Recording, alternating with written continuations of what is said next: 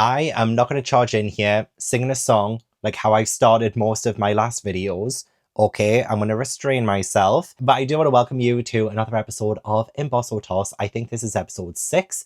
So we're, moving along very nicely now. Emboss or Toss is my series where I am just going through my physical owned TBR and just picking random books, sometimes with a prompt, sometimes with a challenge, so that I can just read the books I already own. I'm just trying to help pick what to read next. But this episode of Emboss or Toss will be a little bit different. I do like having a little bit of a theme for each episode.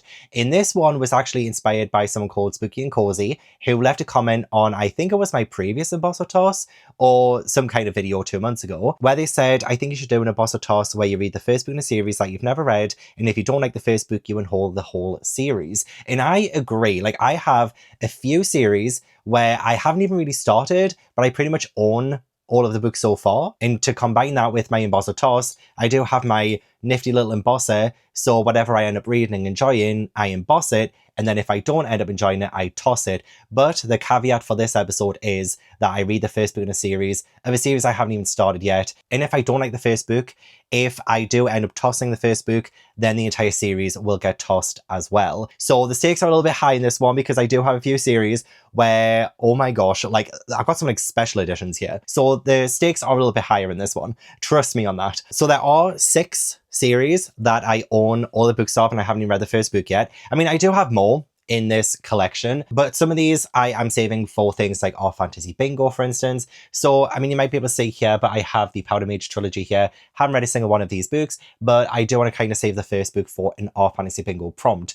Same with the Six and Low books and a few other series in here. So if you think, oh Gavin, I know you have the whole series and you haven't read the first book yet, it is probably because I'm saving it for a different project. So the 6 series that I've chosen are, and I really do hope that I get to all of the first books in this series over the next week. We have The Inheritance Games by Jennifer Lynn Barnes.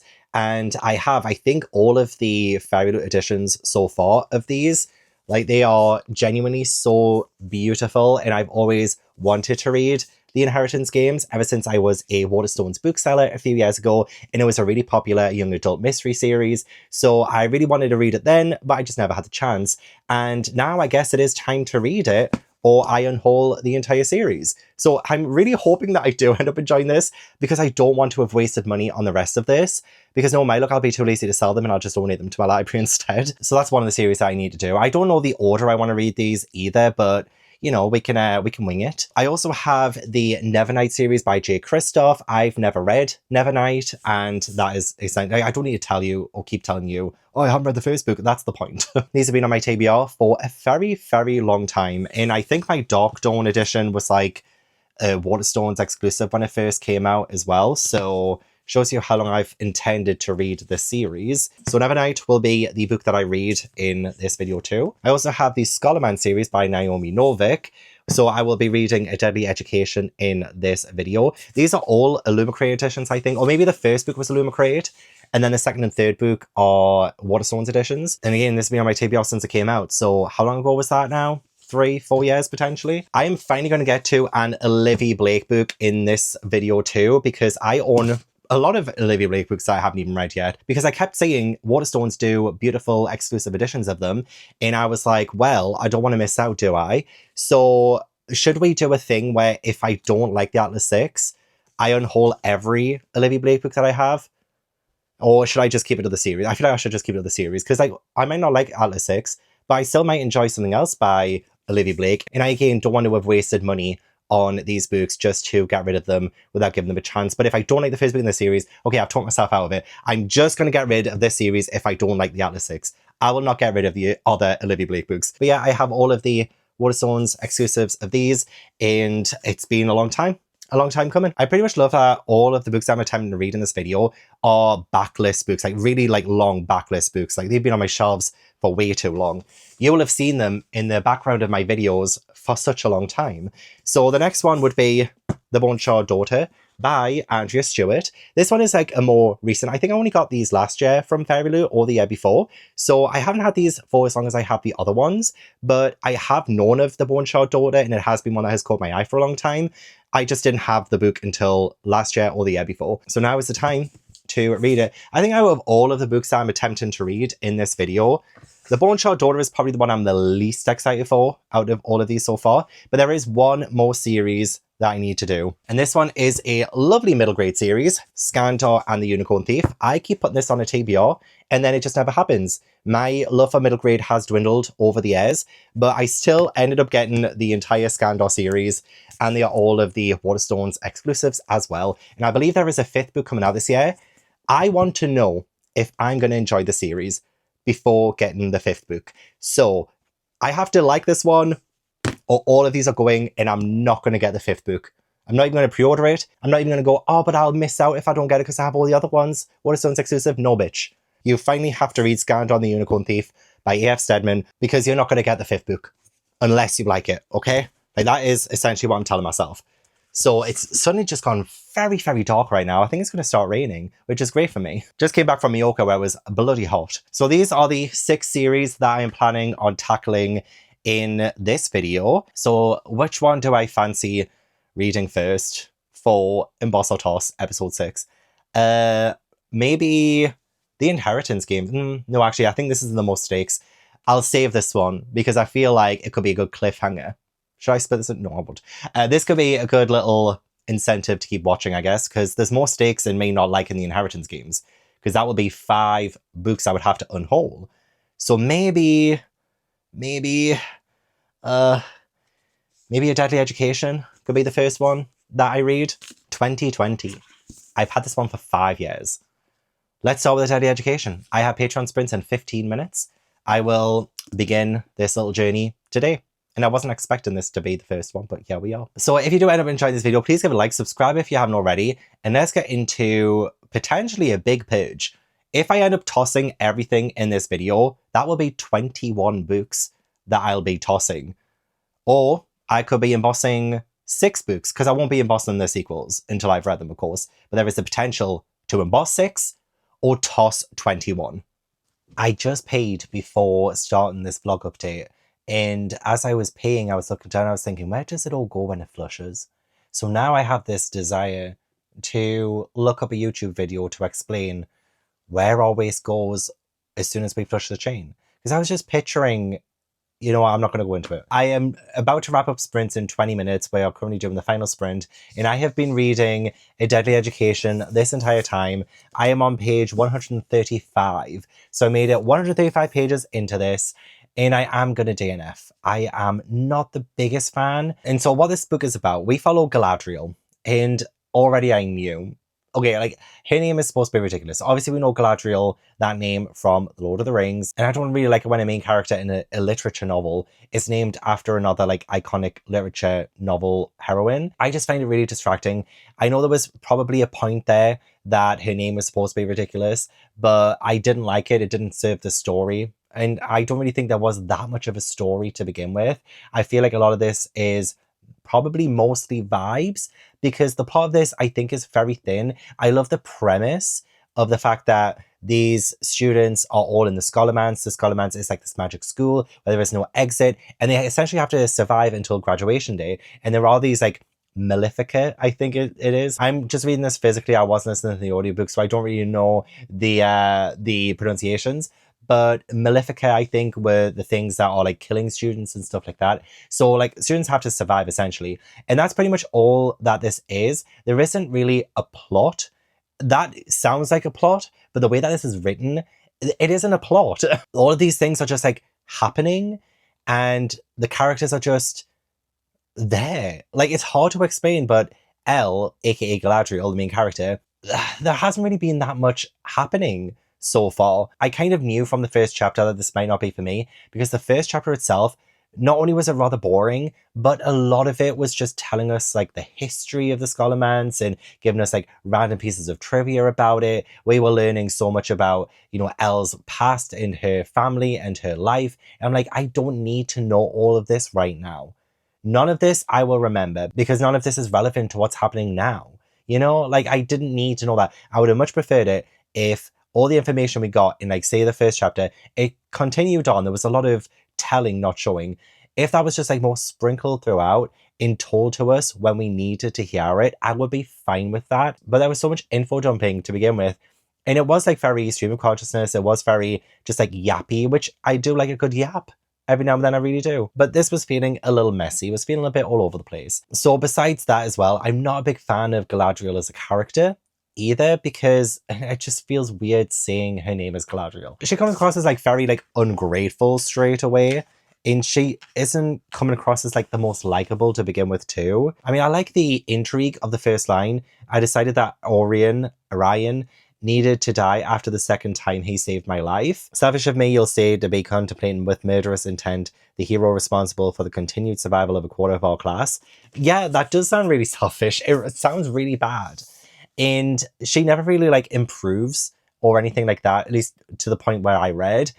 Just a lot of criticism for other people, a lot of negative thoughts and feelings. And you know what? I get it. It says that she's been here for like 3 years. And it sounds like a really stressful situation. I don't know, like the characters are just not really feeling like characters. Like you get no personality from them. And a lot of that is because of the situation they're in. I totally get it. But the characters are not coming across as people I'm rooting for, people I care about. And Galadriel is not someone I care about. And I'm not really a big fan of her observations every now and then. She's just not someone I want to follow. I think I have about 180 pages left of this.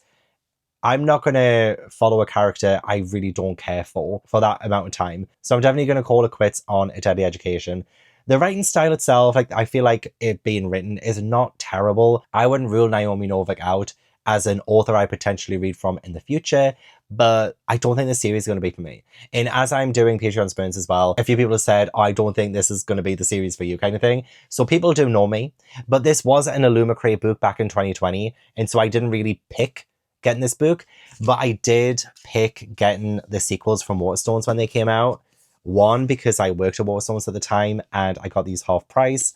And two, like they had stenciled edges and I didn't want to miss out on them just in case I did end up liking this. But again, this was 2020 to 2022 Gav speaking here. This isn't something I typically do these days, I think. But this book was feeling very aimless to me by the point I've DNF'd at, and I'm not here for aimless stories right now.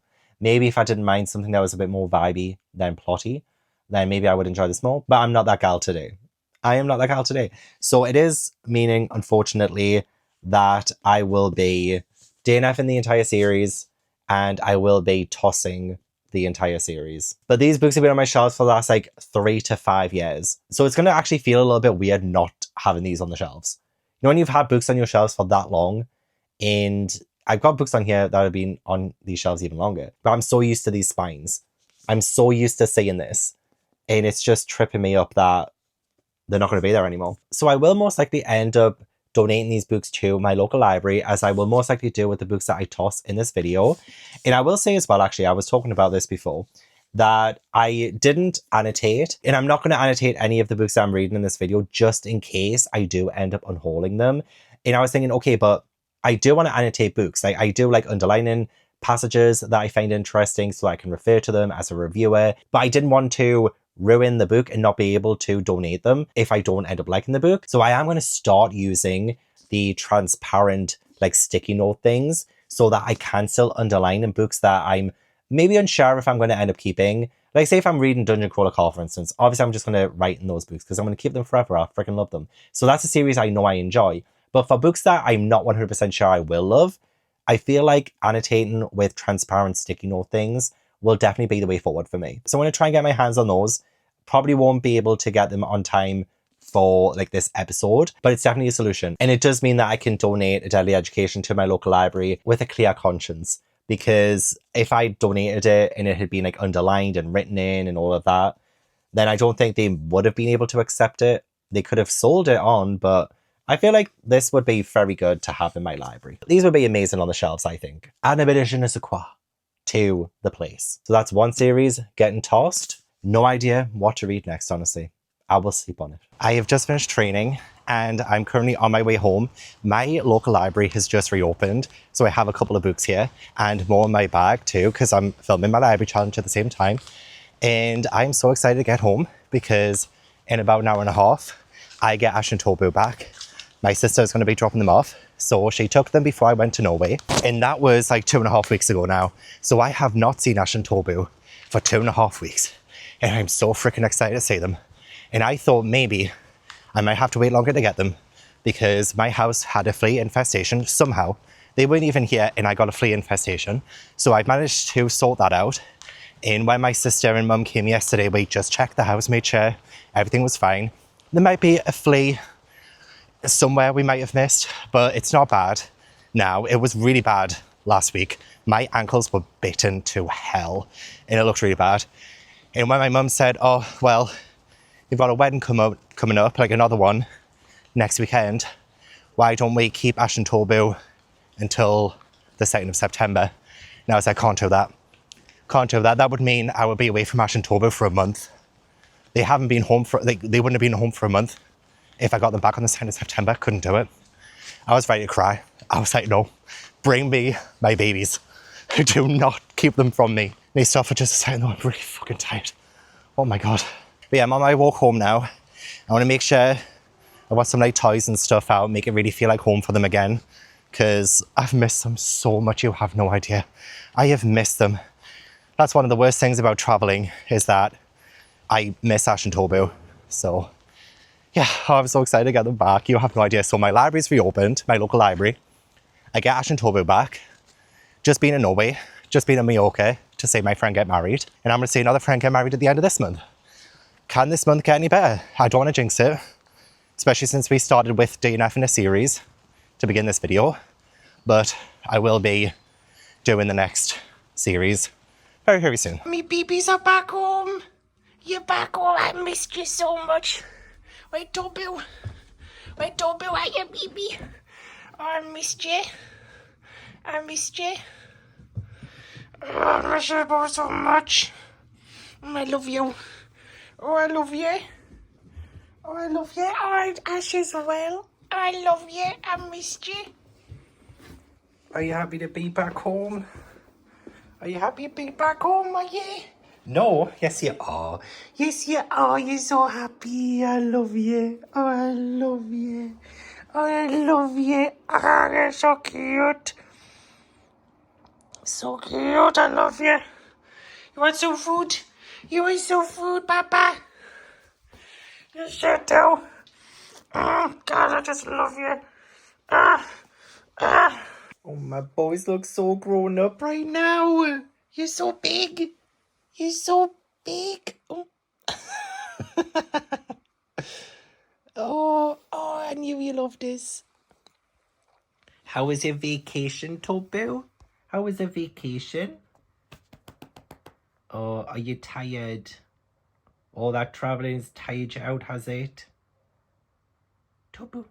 Hey, Tobu. Hey, Tobu. Oh, he's sexy man. Oh, beautiful. Oh, beautiful. Oh, you are so beautiful. Happy to be home, aren't you? Yes, you are. Yes, you are. Oh, I love you so much. I love you so much. Oh, you're playing with her, are you? Gonna play with it. Go on in. Go on in.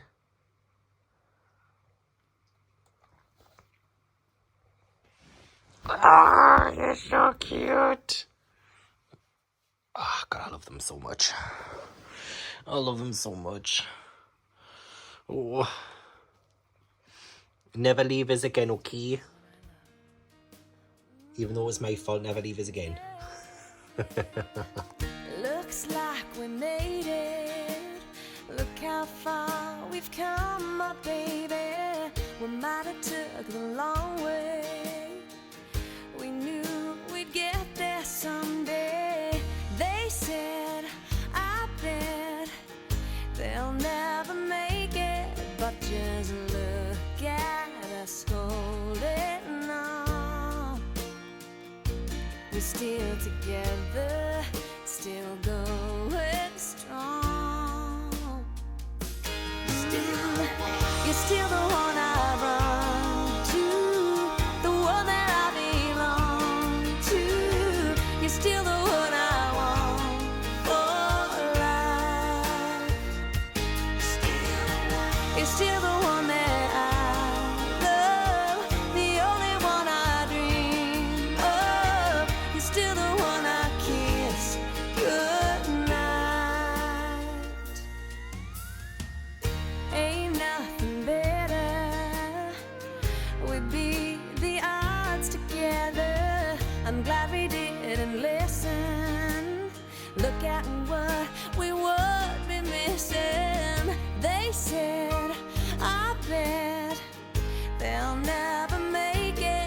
Just look at us holding on. We're still together, still going strong.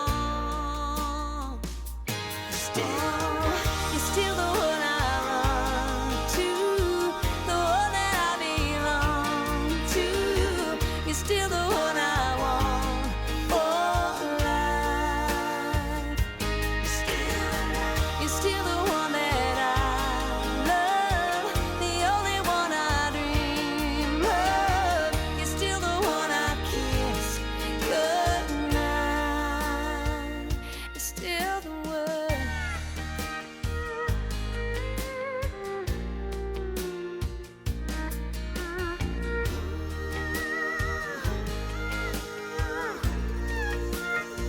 Yeah, you're still the one I run to, the one that I belong to.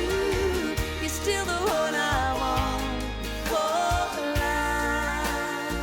Oh yeah, you're still the one that I love, the only one I dream of. You're still the one I kiss goodnight.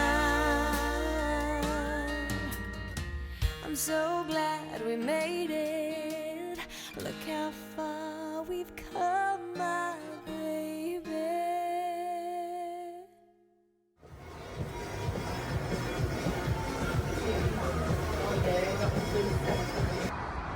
Okay, Alan saw me coming and he's putting the barriers down. Freaking great. Yeah, Alan every sees me coming and he's like, okay, let's put the barrier down. Must be back from his holidays. Oh my god, Ash, give me 5 minutes to please eat. Oh my god.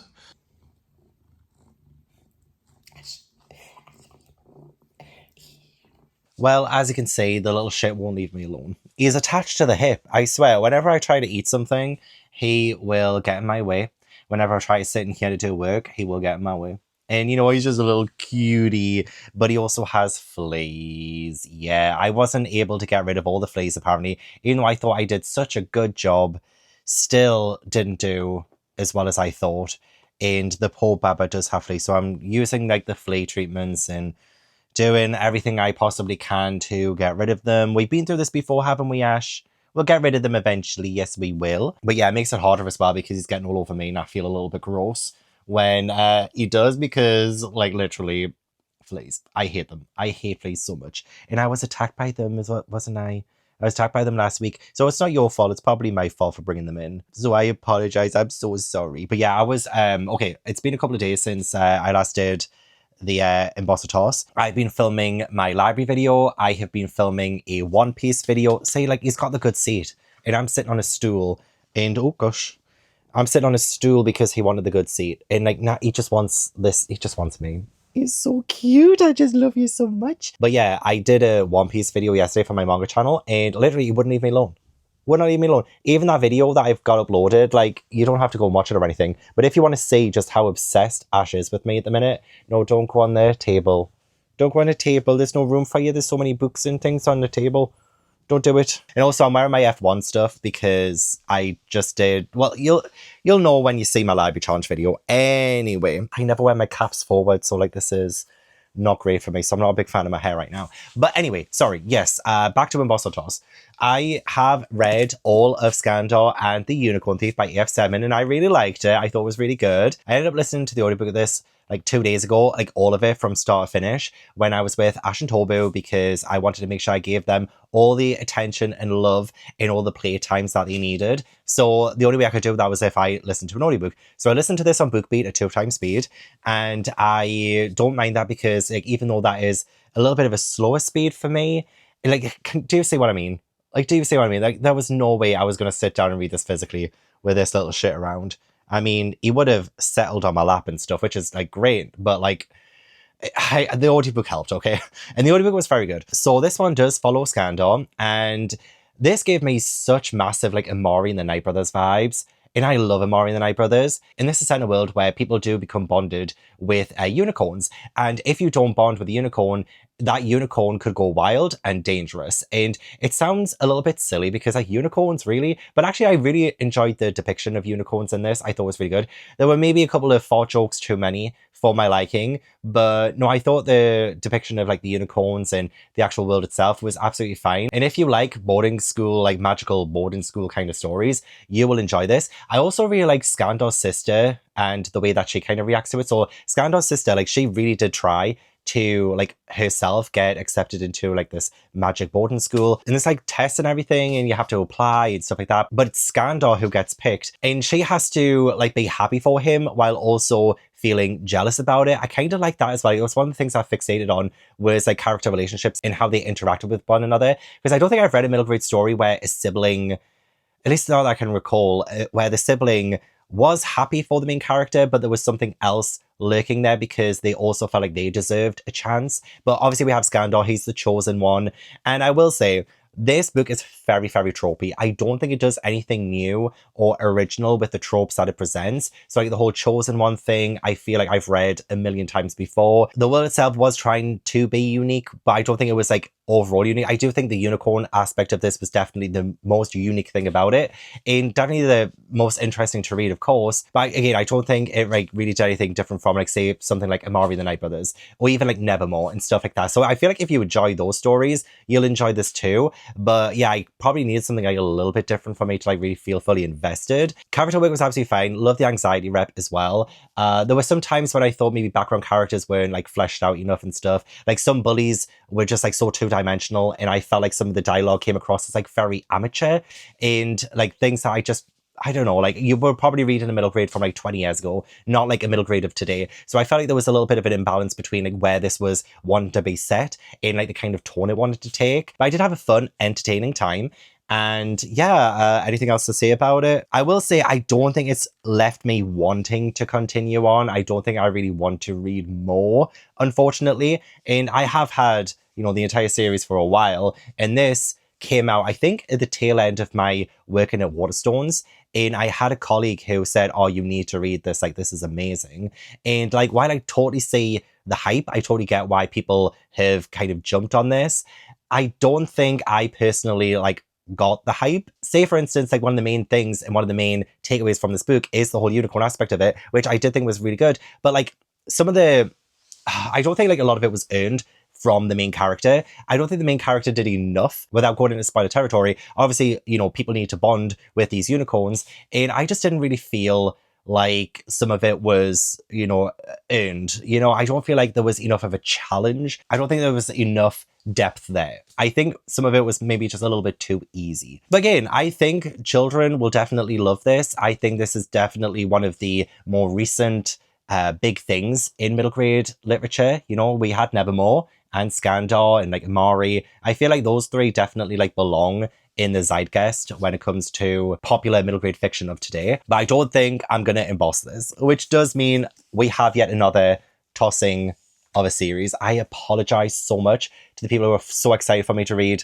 this series. Maybe if I'd read Skandar when it first came out, I might have loved it more, but I don't think it does anything new. I don't think, and that's my main problem with middle grade fantasy of today, is that I feel like I'm reading the same thing over and over and over again. Whereas I do love me some middle grade horror. I think that is something that I still really enjoy. Even middle grade contemporary every now and then. But middle grade fantasy to me hasn't been hitting, and it hasn't been hitting for a couple of years now, unfortunately. Like, I need something to really break out and go outside the box. And I don't think Skandar, unfortunately, does that. But hey, it was still entertaining. I would give The Unicorn Thief 3.5 stars. I thought it was like very serviceable. Lots of people will enjoy this. I'm sure Ash would enjoy this if I read it aloud to him, wouldn't you, Ash? You would love it, wouldn't you? Oh, yes, you would. Oh, yes, you would. Oh, you're so cute. Oh, you're so cute. Oh, scratchy scratch. Oh, scratchy scratch. Oh, am I hitting this spot? Am I hitting this spot? Are we going to do another little comb through in a few minutes? I'm going to do a little comb through. Oh, you can't even really see, can you? Oh, I can feel his stomach is maybe needing a good combing. Don't worry, we'll do it for you, okay? We'll do it for you. I look after you. I look after you. Oh, lovely. Oh, you love it, do you? Oh, you love that. Oh, I could just like literally just like look at them all day. And that's essentially what I did when I listened to the audiobook of Skandar. We just did a lot of this, didn't we? I am just about to do some Patreon sprints with Elle from Elliot Brooks in about 10-15 minutes. So as I'm waiting for Elle, I will let you know that I'm going to start the Bone Shaw Daughter during these sprints by Andrea Stewart. Don't even really know what this is about, but I am a little bit worried because of the fact that we have had, 2 reads so far and both of them are getting tossed. This one being the 3rd read, and I have the collection, beautiful Fairy collection. I really don't want to have to unhaul these, but this really does need to blow me away and make me want to continue reading, make me want to keep the book. So what is it actually about? Good question. So apparently we follow the Sukai dynasty, who have ruled the Phoenix Empire for over a century. Okay, sounds good. Off to a good start. Mastery of bone shard magic, power in the monstrous constructs that maintain law and order. Okay. Emperor's rulers failing and revolution is sweeping across the Empire's many islands. Okay, so we have a bit of unrest. It doesn't sound, groundbreaking just yet. Oh, okay, so I think we have like a sort of amnesia kind of storyline. I'm not sure how I feel about that. So we follow Lynn, who is the Emperor's daughter, and a mysterious illness has stolen her childhood memories and her status as heir to the Empire. Now she's trapped in a palace of locked doors and old secrets. But Lynn vows to reclaim her birthright by mastering the forbidden art of bone shard magic. Okay, I mean, that sounds really good, but it needs to be better than really good for me to keep the entire series. So fingers crossed we have our first win in this video. I can't believe 2 for 2 so far, getting tossed. 3rd time is a charm. So I'm in the middle of sprints. I've just started the first sprint and then I come in to my bedroom to my 2 baby boys looking so cute and lying together. Oh, you're so beautiful. Oh, you're so beautiful. Oh, you're so beautiful. Oh, I love yous. I love yous. Oh, you're so cute, man. Look at yous. Oh, God. Do you want to turn the light on? Oh, there we go. There we go. Do you want me to join in as well? Do you want me to join as well? Oh, look at us. Oh, we're so cute. We're so cute. Ash, don't you dare. You little shit. Mwah.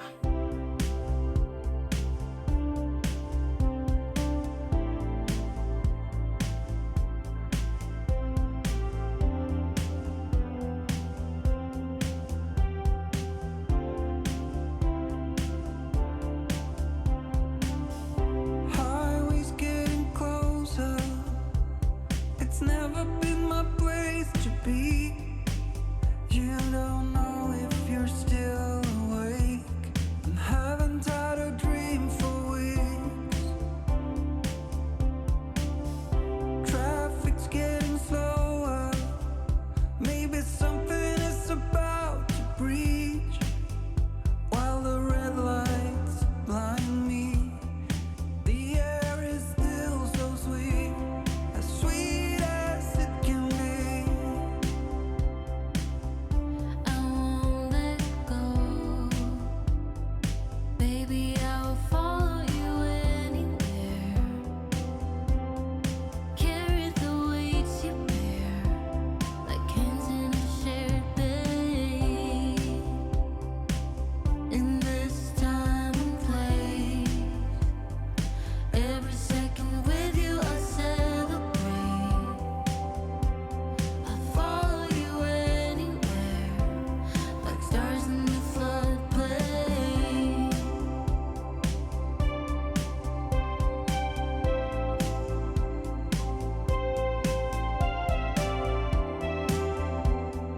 Ash, you're hurting us again.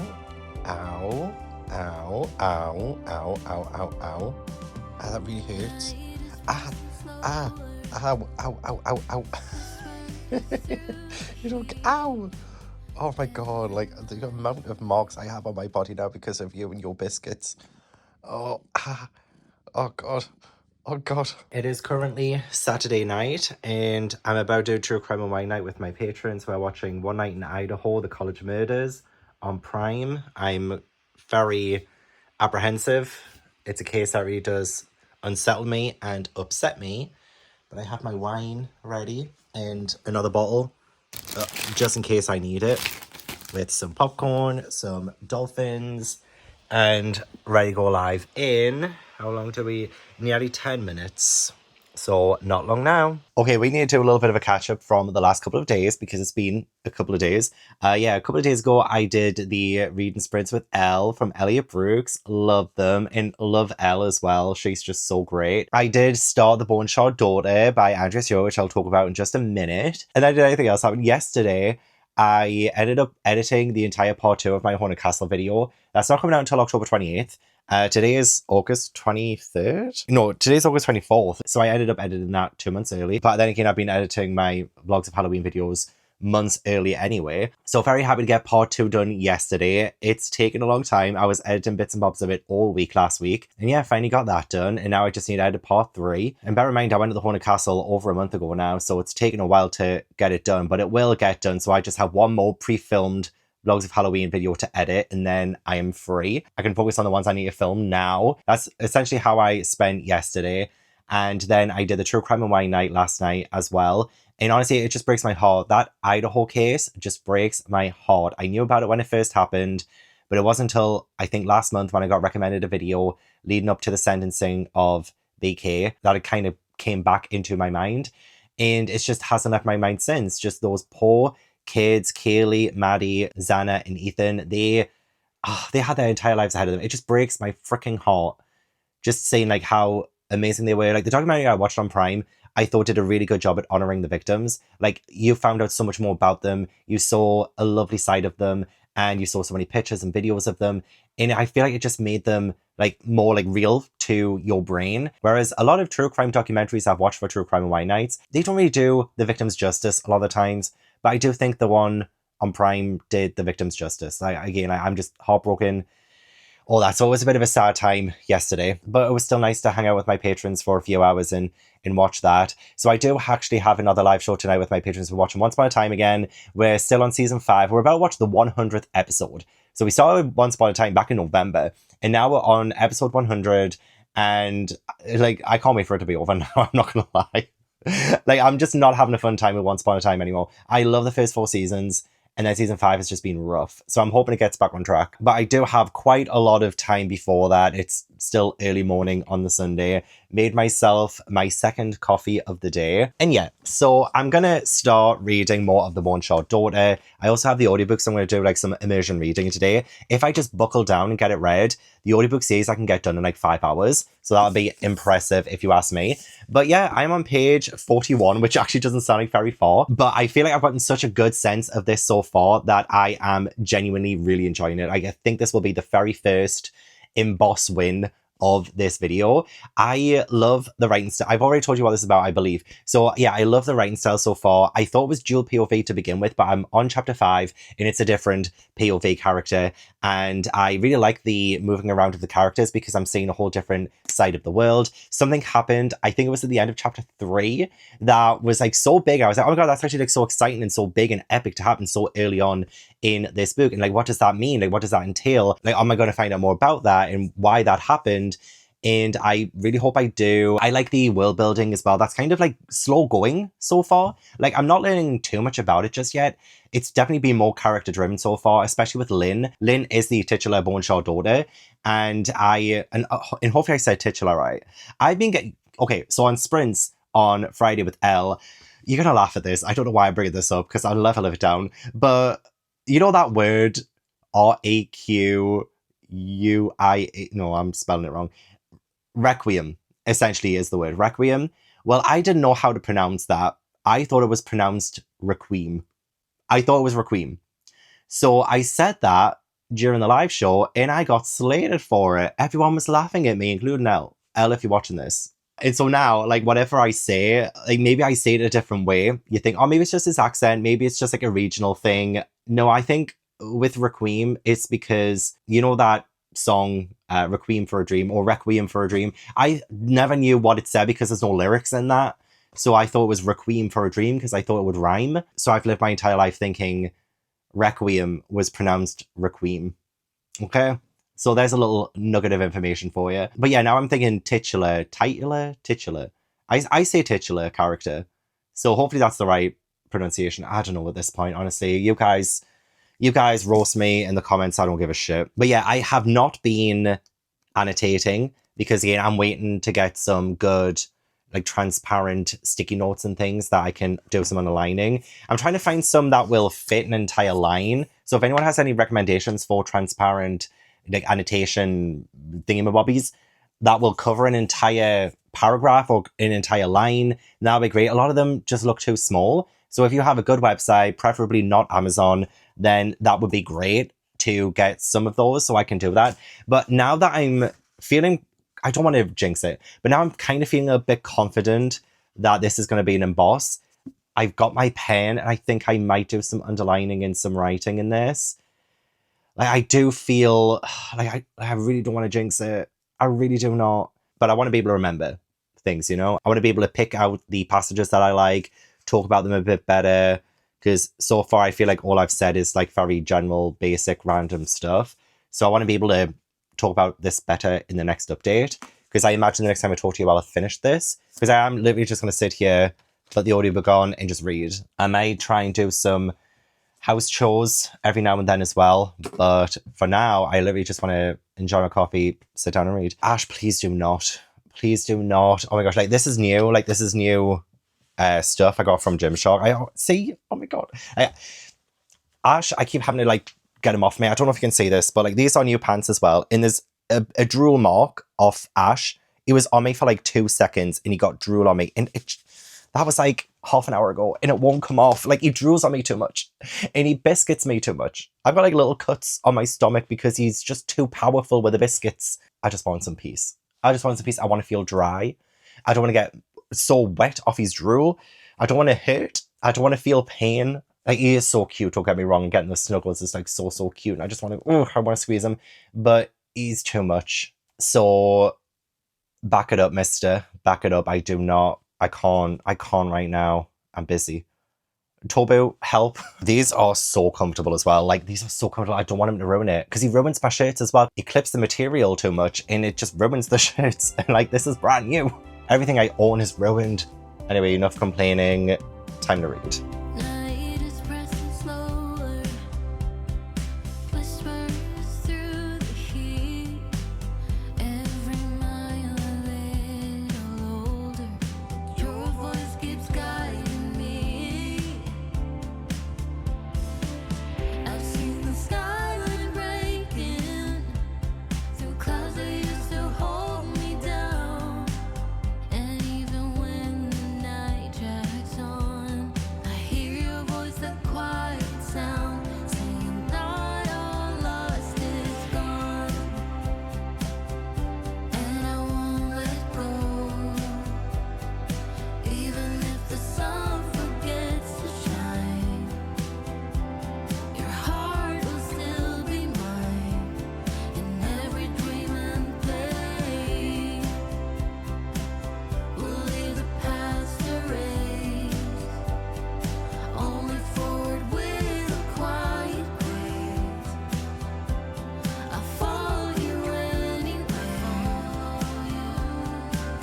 and you made the silence feel complete, just like finding shade in desert heat. And the road feels less like a place, like something I might reach again. And you taught me how to stand alone, like the flower blooming through the storm. Oh, I love that even silence feels like echoes caught in open fields.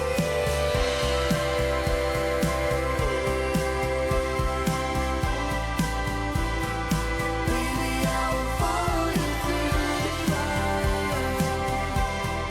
carry what you require, like stars in a floodplain.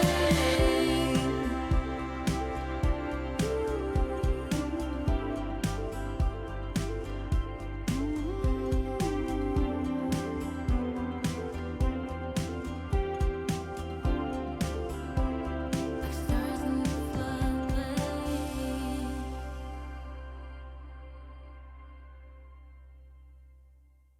So since it is Sunday and I don't have my meals from my gym, I thought I would order Mackie and Ramen, which is a new store in Newcastle. I have been before, not the one in Newcastle though, but back in June when I met up with Jay from Book Roast in Edinburgh, we went to this place that was there, and it was the first time I'd ever been, and oh my god, it was so nice. It was so good. And then I found out that they were opening one in Newcastle, so this is the first time I've ordered from there, and yeah, I love the bag. Like, this is the, I just ordered off Deliveroo, like this is the takeout bag. Like, oh my god, I'm keeping this. Like, it's like a proper bag, you know? It's like, I don't want to get rid of it. It's so nice. I got the black garlic tonkotsu ramen, I think it's called. And I haven't had ramen in so long. I thought I would actually give it a go. Then I got sushi for Once Upon a Time Watch Along Later. I think this is the salmon avocado roll and the black dragon roll, I think. So very excited to have those. But oh, can't wait to get tucked into the ramen. Why, yes, I have just embossed the Bone Shard Daughter, which means I will not be getting rid of the entire series. These are getting kept on my shelves, at least until I can get a chance to read them. I have been told that the first book is the best one and books 2 and 3 are not as good, but I'm still holding out hope that I'll enjoy the entire story itself, because there are so many elements to the story that I think really will help to enhance the world in the future. I did really enjoy this. I gave it 4 stars. I will say it wasn't the easiest to follow, and I am coming out of a slump, so I think maybe I would have given it a higher rating. Was I more, I guess, in the mood for it? Like, don't get me wrong, I still did enjoy it enough to, you know, emboss the book. But I really feel with the different POV chapters that we get and the very slow reveals that we get as well, and the slow rollout of the world, it can be a little bit tricky to follow sometimes. And it might just be a me thing. Maybe you will read this and be like, oh, this was like really easy to follow, Gav, what are you talking about? Well, this is just my opinion. So what really sold this book to me was the characters. I really enjoyed Lynn. I loved her conflict. I loved the storyline that she ended up having to pursue because of the position she is in as the Emperor's daughter. There are so many things that the Emperor does that just, you know, raises your eyebrows, essentially. So following Lynn was probably my favorite part of the book and definitely the most exciting. And she was someone I just constantly wanted to go back to, as well as Jovis and Mephi. And Mephi is like the animal companion. And I didn't even realize there was going to be one until the live show I did with Elle. And people were like, oh my God, it has like one of the best animal companions in like literature ever. And so far, I would agree with that. I freaking love Mephi and the bond with Jovis as well. Despite me not knowing these characters for a very long time just yet, I really do feel like they came on such a journey and I ended up feeling so proud of them by the end. Saying that though, I don't really feel compelled to read the sequel anytime soon. Not because people have been putting me off or anything, but just because I feel like this was a pretty good ending and I don't feel the need to like immediately jump back in and find out what happens next. I feel like this is a series that I could dip in again sometime in the future. There is no rush, there is no race to get the series finished.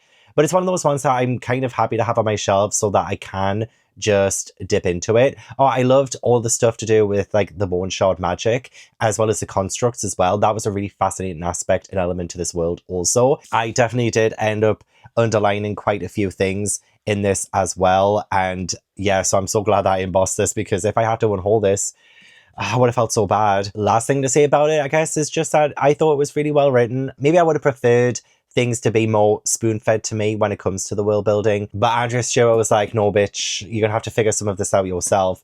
In that I did. I feel like some of the twists and turns were maybe a little bit predictable. Definitely had an impact, but there was something in the back of my mind during some of this novel where I thought maybe it would lead to that. And yeah, that's kind of where we went. But I won't say anything more about that because I really don't want to spoil this for anyone. This was good. I really enjoyed it. 4 stars. And just absolutely happy to have a win. Also, I'm so sorry if I've got like dry skin and stuff at the minute. My skin is really not cooperating right now. And I always get a little bit self-conscious when I wear dark clothing because I think, okay, I'm going to have like flakes of dry skin on myself. I am so sorry. I'm not very glamorous right now, but just thought I would be honest. I was going to say maybe the summer months is when I get more dry, but actually it's like just all year round. I'm not gonna lie, it's all year round. And I went in the shower, I moisturized. So I do have my live show very soon. I think I might do the Inheritance games next, just because I have public reading sprints tomorrow. And it's one of those ones where I have to read the entire book in the reading sprints. Like the live show's not allowed to end until I finish. And this is 372 pages. But it is young adult. The writing is kind of biggish. So I do feel like this is doable for the reading sprints. I haven't done these reading sprints won't end until I finish this book since like December. It has been a while, but this is the one I'm the most scared of hating because I have way too many of these books and I really do not want to unhaul them. Oh, please be good, please be good, please be good.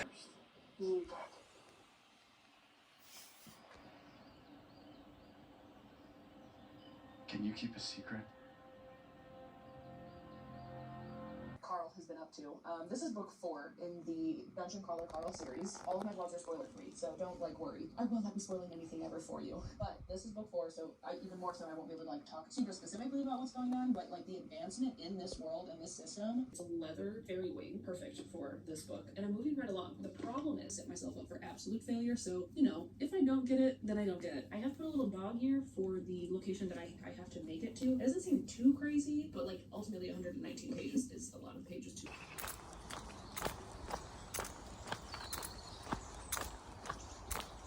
Just getting ready for some public reading sprints in 45 minutes. So I'm going to quickly head in the shower because I've just finished personal training and have a quick wash. And then we will be ready to go. And then I'll change as well because I do need to get out of these clothes. I'll only be live for maybe 8 hours, potentially 9 hours. I don't know.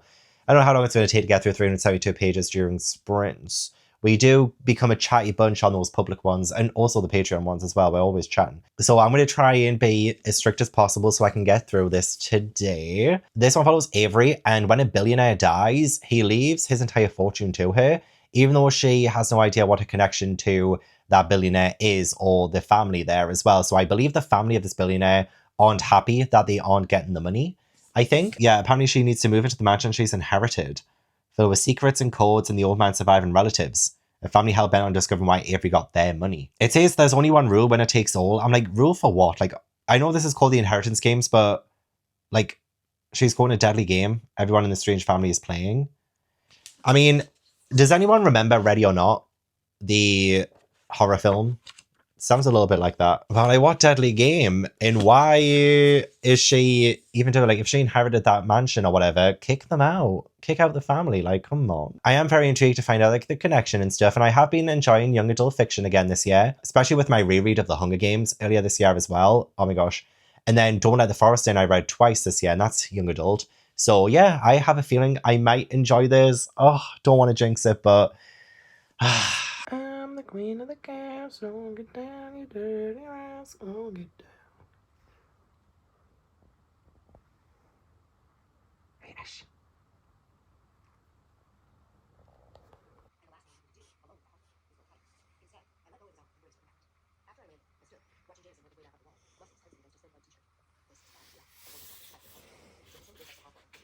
I am still in sprints and I needed some food. So got my tandoori chicken flatbread, some sauce that I got from, the nice healthy meals from the gym. Use my code CAPN10 for 10% off. But yeah, I'm currently doing the 3rd sprint on the public sprints. Going really well, by the way. Going so well. Some fucker, and if you're watching this, you know who you are, revealed that it's double stamps at Lego this week.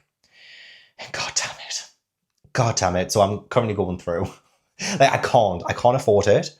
But at the same time, the Twilight House is included in this double stamps. I'm currently scrolling to see if the One Piece Lego sets are included. And if they're not, I'm going to be so heartbroken about that. I'm doing that Twilight vlog in October, aren't I? So building the Twilight House while reading Twilight, it makes sense. It makes sense. But I'm scrolling and so far it doesn't look like I'm sure it used to be double stamps on all sets. But I'm scrolling. For some reason, I can't bloody see so many of the sets that I would want. I am seeing a lot of F1 sets, though. And I'm like, oh, I'm an F1 girly now. Should I get an F1 Lego set? Anyway, I'll continue scrolling in a second, waiting for that to cool so I can actually eat it. I am currently 143 pages into the Inheritance games, and I'm really enjoying it. Love the mystery of it. So yeah, we have Avery, and I love to start this, actually. We got introduced to Avery during a time when she is being underestimated. The person who... Well, at the very start, she has taken this exam that's supposed to be this impossible exam, and she gets a really good mark on it, and the professor is like, there's no way you did that without cheating. So she is like, let's do another exam right now then. I will prove it to you that I did not cheat. Love her. I think she's awesome. And then, yeah, a random person comes and tells her, hey, you need to come to this will reading of this man who you do not know. you need to come to this will reading. And she goes, and yeah, this billionaire has left everything to her, essentially. The estate, Hawthorne Mansion, or Hawthorne House, looks incredible, sounds incredible. Reminds me of, the Winchester Mansion in America, I think it is, with like the kind of maze-like structure of it and how it took so long to build and all that. It sounds like the Hawthorne House. And yeah, I love the setting of it so much. I am, again, like so intrigued by the mystery. Like, why is she in the will? They have no idea. And the most obvious thing is already been like ruled out. So I'm like, okay, I'm keeping my eye on that. That is intriguing. I will say some of the like mystery elements is in like the clues. Like there is a little bit of a puzzle aspect to this in like some of the letters that the guy has left these people. And there's like little clues that they have to kind of follow. I will say those clues are very obvious. Like those puzzles don't really have a whole lot of creativity behind them. They seem very, very simple. And it's currently going at a pace where I'm like, okay, yeah, like that was obviously the solution to that. And that obviously meant that. So like, I'm not saying the creativity behind that, but I am still feeling that the mystery is still very, very intriguing. It's not even just like, why is she in the will? But like, why has the family not really been included in that either? Like, what is going on with this family? And apparently there was like a potential disappearance years before as well. There's just like lots of little breadcrumbs. That makes me so incredibly excited to get to the end of it. So yeah, so far, so very good.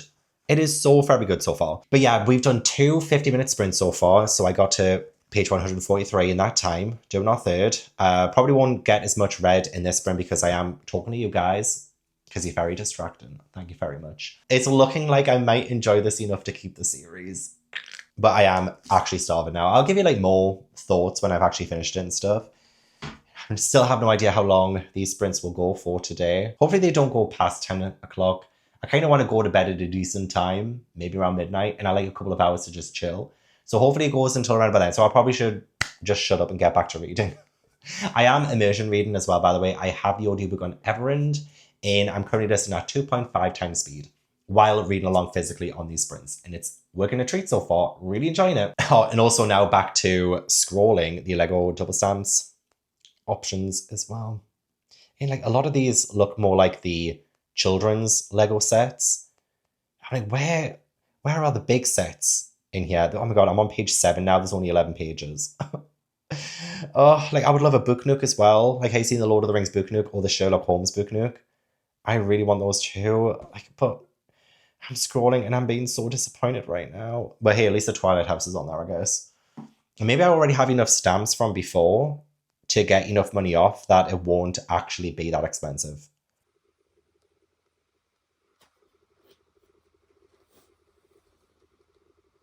You just want to focus on what gives you the best chance to achieve. Tell me why I'm getting emotional watching Drive to Survive and watching the Curse of Leclerc episode. And like, he never wins Monaco.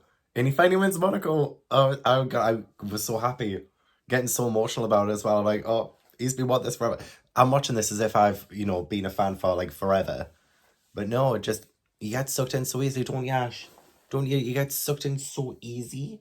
You do. But yeah, I just want to say, and I was getting stressed watching the laps as well. I was like, I'm not sure if he's going to win it, so I ended up looking it up on Wikipedia. Look, I spoiled it for myself. I saw that he won. I couldn't deal with the pressure. I'm going to be so annoying every single time there's a race now, because I just know I'm going to be a little bit too invested. But he won. He won. I have made myself a extreme milk chocolate protein shake for today. Absolutely delicious, really. Public sprints last night went really well. I really enjoyed it, and I feel like I'm getting a little bit better with keeping up with the chat. So I hope everyone who came, hope you had a fun time as well. In about 45 minutes, I have some Patreon sprints, which I do every Tuesday, and I'm very excited to start a new book because yes, that's right, I did finish The Inheritance Games by Jennifer Lynn Barnes last night on sprints. It was actually like really quick to finish this. I think I only needed like 5 sprints and I was done. The chapters being as short as they are in this book really does help with the pacing. One thing I think this book does really well is the pacing. I feel like I get a good progression with the mystery because slowly things do unfold. And as I said before, I don't think it's groundbreaking. I don't think a lot of the clues and the mystery itself is all that new and creative. But you know, this is still like very entertaining. So I'm going to give this one 4 stars and I'm going to emboss it, which means I don't have to get rid of the entire series. Oh my god, I'm so happy. The ending wasn't as satisfying as I wanted it to be. In fact, some of it did feel a little bit like melodrama. And a lot of times I don't really mind that when it comes to my books because that really does end up keeping my attention. And hey, it still held my attention the entire way through. But yeah, the reveals by the end I don't think were that great. And some of it was extremely convoluted. And you do have to kind of suspend your disbelief a little bit with like some of the reasons why Avery is embroiled in all of this. And I might have rolled my eyes at one point as well because I was just a little bit like, that's so 2008, you know what I mean? But I'm starting to feel like young adult is starting to help me when I'm feeling a little bit slumpy or at least coming out of a slump. I don't know what it is about it. There might be a little bit of crack in some of the writing with it because, yeah, I feel like doing an immersion read of this, listening to the audiobook on Everend and reading physically really did help to put that slump in the rear view mirror. And I definitely think immersion reading is the way to go forward, honestly, because I really do need to make sure that I'm still paying 100% attention to everything. Oh god, the Broken Binding, the Illuminate Files pre-sale. I don't think I'm going to go for it. I've never read the Illuminate Files. Isn't that like partly Jay Kristoff? Yeah, Amy Coffin and Jay Kristoff. I mean, speaking of Jay Kristoff, I will be starting Nevernight next. And I do have the audiobook on Spotify. So I'm going to be starting this in the sprints. But yeah, the pre-sale for the Illuminati Files has just come through. The books do look pretty. I don't know if I fully love the covers though. And yeah, I've never read the series before. And I just don't know if it's like really for me either. So I'm going to miss that, I think. The Malazan books 4 through 6 are also going to be up for pre-sale this week as well. So I'm like, I need to prioritize because I have books 1 to 3 and I need to get cracking with reading those. So getting the Illuminati Files is, yeah, I'm taking it off the table. It's not going to happen. So yeah, second success of the video right after the Bonchar daughter. Yeah, Nevernight I think is about an assassin called Mia. She's out for revenge, must prove herself against her deadliest of friends and enemies, and apparently goes to the Red Church, which is no ordinary school. Okie dokie. I have read Empire of the Vampire by Jay Kristoff and actually loved that book. So this will not be my first Jay Kristoff book, but I am going back in time because this one was written well before Empire of the Vampire. So I don't know as an author if he improves or gets worse. I don't know. But I'm pretty sure this one was very popular on BookTube whenever it came out. I think 2016. So it's been, what, 9 years since this book came out and I'm just now reading it. Interesting. But yeah, very excited for some more sprints. It will be my 5th live show in 5 days. And I'm excited to have a couple of days off from live shows, I'm not going to lie, after this. I also need to start preparing for Jade's wedding as well, so that's coming up. I'm going to be leaving on Friday, so in literally like 3 days I'm leaving to go down south. First I'm going to Steph's though, from Steph Loves, so I'm going to hers on Friday, and then on Saturday we're going down to Jade's. But it does mean I only have today, tomorrow, and Thursday to read and hopefully finish Nevernight, read and hopefully finish the Atlas 6, and then edit the vlog. Oh my gosh. Now I'm starting to panic a little bit because I'm like, I don't think I've given myself enough time. Oh, and I also did some editing last night after Sprints Run. Really, I should have started reading this because I want to be further ahead now that I've realised what's about to happen. But I did edit some of my Haunted Castle episode 3 because I've got the first 2 parts edited and I've been editing slowly over the last like month. And yeah, I started part 3. I still have quite a bit to edit, but I'll do that when I come back, I think. So I'm going to crack on and stop waffling.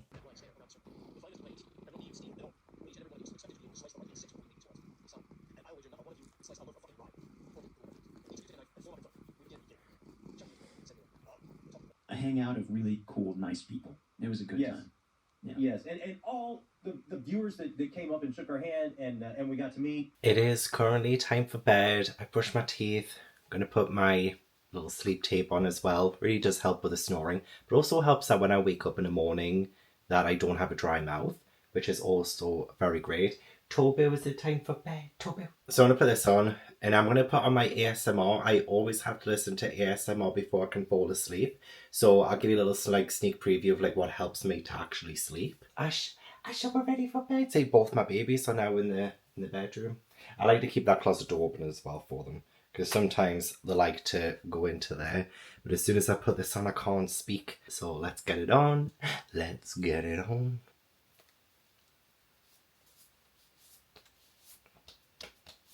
There you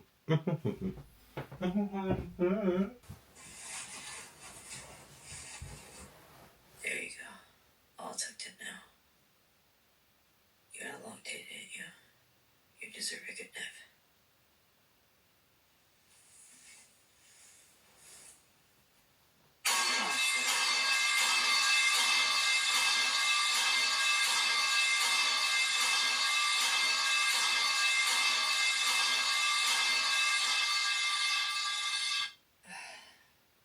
My lights only dropped 14 of them.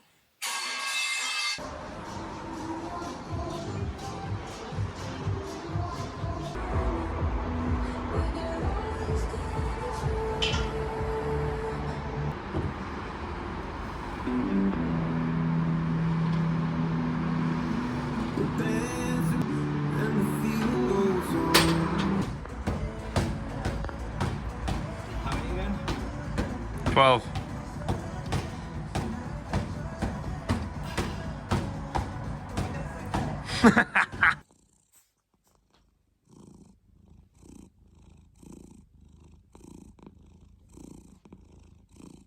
Oh, guys, this is so wonderful because I feel like it's the end of the summer right now.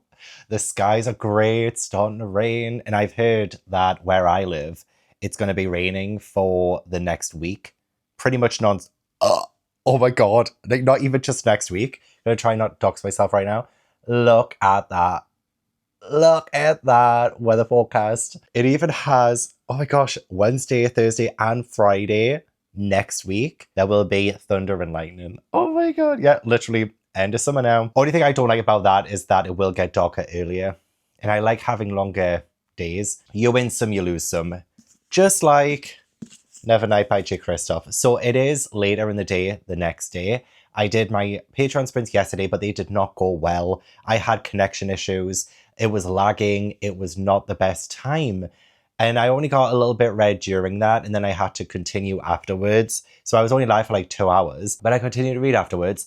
And then I did training this morning, came home, and I finished it off. So I have finished this, yay. But unfortunately to me, this felt painfully mediocre. I'm sorry. Maybe it's because I've had it for such a long time and I had higher hopes for it. I know a lot of people really do love the Nevernight series, but maybe there's been such like an advancement in fantasy over the last like 5-6 years since this came out, or even like 9 years. I think this came out 9 years ago. There's been such an advancement in fantasy, and I've read better fantasy that maybe this one just feels mediocre to me because I've read so much since this came out, you know? But it wasn't really my cup of tea by the end of it. We had a very painful start as well. I don't know why we had to make Mia 16 years old and have what happened in the first chapter. Like literally one of the first things she does and one of the first things we see her do, it just felt really icky and gross. You know what I mean? Like we had like such a bad start to this that I feel like we did improve as the story went on. Then we went into a bit of a slump and it kind of started to drag and I was getting rather bored. And then a Kraken attacked. And I was like, oh my god, okay, we're getting a little bit exciting again. It improves when we get to the Red Church as well. We meet Mr. Kindly. And I really do like Mr. Kindly, actually. Like, out of all the characters I enjoyed in this story, Mr. Kindly would probably be, like, up there. But I couldn't have cared less for the rest of it, honestly. I found it rather boring. I was listening to the audiobook to begin with. Audiobook is terrible. I turned it off halfway through. But I really wanted the immersion reading so that I could focus and keep focus, because you've seen how distracted my cats have been. So I do need to like do a dual reading experience these days to really focus. But that audiobook was pretty terrible, I'm not gonna lie. I didn't enjoy it. But I'm not holding it against this book. Just because an audiobook is bad doesn't mean the book is bad itself. I will only ever give points to a book if the audiobook also helps to enhance the reading experience. But I would never take it out on a book if the audiobook is bad. You know what I mean? Like, that's not the actual book. But things like, say, Dungeon Crawler Call, I think enhances the reading experience of that book. So I probably give Dungeon Crawler Call a higher rating because of just like how much I enjoy listening to and reading that story. But yeah, I axed the audiobook last night and I was like, okay, I'm just going to continue physically. Took me a little bit longer. And yeah, I just didn't really like it all that much, honestly. There were definite parts of this where I could feel the strain in writing, as in I felt like Jay Kristoff was really trying to be wordy. I think he was really trying to have some kind of metaphorical and lyrical thing happen. And a lot of times in dialogue as well, like you will have many character interactions where characters will just say some kind of intuitive thing, some kind of saying that you kind of have to deep further in and dissect, and you know, like things like that I feel like just right normally. I think we got to the Hall of Mirrors section of this. And that's when I started to really think, okay, I would like to DNF this right now, but I didn't want to do another DNF, so I just saw it through. But yeah, there was just no interest after the whole Mirrors part, and I was just like, well. And going back to the whole like metaphorical thing, like I could feel it in that very first chapter, like that icky thing I was talking about. I knew Jay Kristoff was like trying to do something with that. I'm trying not to go too much into it because I really do still think it's icky that there's a 16-year-old being depicted that sexually. But like the in and out of it, not just sexually, but violently. You know what I mean? Like, I could definitely tell and see the transparency in the act of writing this story. You know what I mean? Like, I could just visualize the plan. I can visualize the outline of it. Maybe the drafts of, oh, these are all the kind of deep, meaningful things that I want to try and throw in there and make it a little bit more metaphorical. I could kind of see the bullet points of that. Oh, and I didn't really enjoy the footnotes either. I don't think there was a single footnote that I took from this and thought, oh, okay, yeah, I definitely needed to know that right now. You know what I mean? Like, I would have happily skipped the footnotes, but when I was listening to the first part of this with the audiobook narrator would go straight to the footnote as it kind of happens. So I couldn't really skip them to begin with. And then even after stopping the audiobook, I found myself like feeling I had to read them just in case something really valuable came up in them. And I just don't think anything ever did. I just feel like it was like another attempt at making this book more than it is. Or more than it should be, you know? So I didn't really like it all that much. I'm sorry. I'll probably give it like a 2.5. But that does mean I will be tossing the entire series. I just love how all of these are different colors, like the pages. Obvious sun damage. Not too bad. Like this one's been pretty well looked after. And then Waterstone's exclusive. But what a shame, especially considering I loved Empire the Vampire. So I'm going to stick to that series. Say goodbye to this one. And again, I apologize to all the Nevernight girlies out there. But I will be starting the Atlas 6 soon. I'm not looking forward to it all that much, I'm not going to lie. I do think if I'm going to DNF a book, it's going to be this one. I thought this would be like right up my street years ago when I first got it. But as time has gone on, I don't think it will be my kind of thing anymore. And I love Jesse the Reader. He was doing some members reading sprints last night. And I mentioned this, and he didn't have the best things to say about it either. And I know he read it for a video a while ago and didn't like it. But yeah, there is like the Alexandrian Society. It is a bunch of magicians, I believe. And every decade, 6 practitioners get invited to join the society, but there's only 5 spots. It says we have Libby and Nico, and they are inseparable enemies. Parissa is a telepath. Raina is a naturalist. Callum is an empath who can manipulate the desires of others. And then finally, Tristan Kane, whose powers mystify even himself. Recruited by Atlas Blakely, Traveller Society's London headquarters. I'm like, this is yet another series that I'm reading in this video where there's some kind of like magic school, magic society, kind of academic setting. Because we had that with the Deadly Education. We had that with Skandar. We had that in Nevernight. Now we've got this in this. So like 4 out of 6 of these books has been like kind of academic in a way. And I just don't know how I feel about academic stories at the minute, or even just dark academia in general. The last few dark academia books I've read, I have not been the biggest fan of. The most recent one was An Academy for Liars by Alexis Henderson. It was one of my worst books of 2024. So we don't have a good track record, but I do plan on lying down for the rest of the day and just taking it easy. I feel like I've been doing so much. So it'll be nice to just take it easy and see how far in I get with the Atlas 6. You know when you sniff a book and it smells a little bit like vomit? It has that smell. I don't know how to describe it. Obviously it's not vomit, but it smells like it. Do you know what I mean? We're off to a great start. Made myself final coffee of the day as well. But I need all the help I can get. Oh, and Tobo's come down. Hello, Tobo. Had a lovely sleep. And Ash is over there sleeping. Or trying to anyway.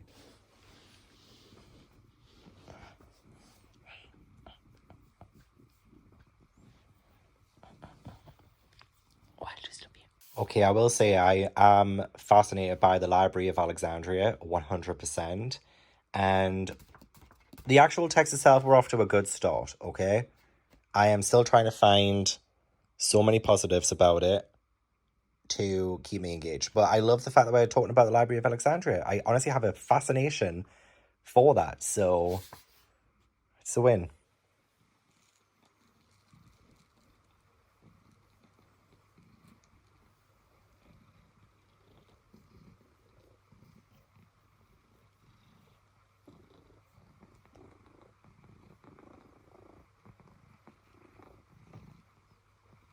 See why I need audiobooks?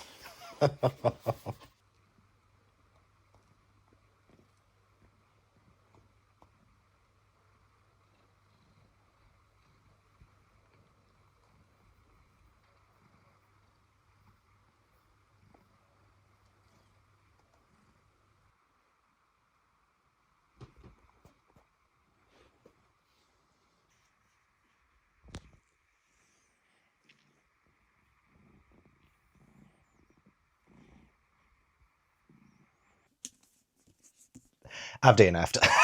Look, again, he's been on my shelves for a while. I bought it while I was interested in it. And yeah, I'm just not interested anymore. So got to page 45. I read the beginning and I read like the first proper chapter. And that chapter is where we get to meet all of the characters pretty much one by one. Because, you know, as the summary said, 6 people get invited, but there's only 5 spots. And so we pretty much meet the characters one by one, except the first 2, Libby and Nico. And they are the kind of rivals, these academic rivals who cannot wait to see the back of one another. But like, the thing is, not a single one of these characters feels very likable at all. And they are coming across as very pretentious. Libby and Nico as well. Like, they are supposed to be very gifted and very smart, but they both came across as like very childish and immature with all of like the little quips that they're giving one another. So it's almost like we wanted to have them as like kind of rivals, at least, you know, in their introduction. But I don't think Olivie Blake actually managed to convey that feeling with them being introduced in the story. It genuinely felt like they were in middle school. That's how petty and immature they kind of felt, while also trying to have this air of pretentiousness with them as well. So then, yeah, we ended up meeting the other 4 characters in their own little chapters. And this guy, Atlas Blakely, he is, you know, telling them about this offer that he won't give them any details on, but he's telling them this offer. They pretty much have to like hear him out in like 4 hours from now, or 5 hours from now, 6 hours from now, whatever it was. And they all say yes. Their egos are bruised. And every single character has a massive ego. Every single one. Every single one seems to think incredibly highly of themselves. And don't get me wrong, like, I do enjoy a character who knows their worth. In fact, there was actually a really good line that I really liked. Really, there was nothing more dangerous than a woman who knew her own worth. And honestly, I agree. Like, that was referring to Parisa. I agree. I freaking love that. But we have 6 characters, like 6 main characters we're being introduced to. And like, if all of them are worth that much, then none of them are worth anything at all.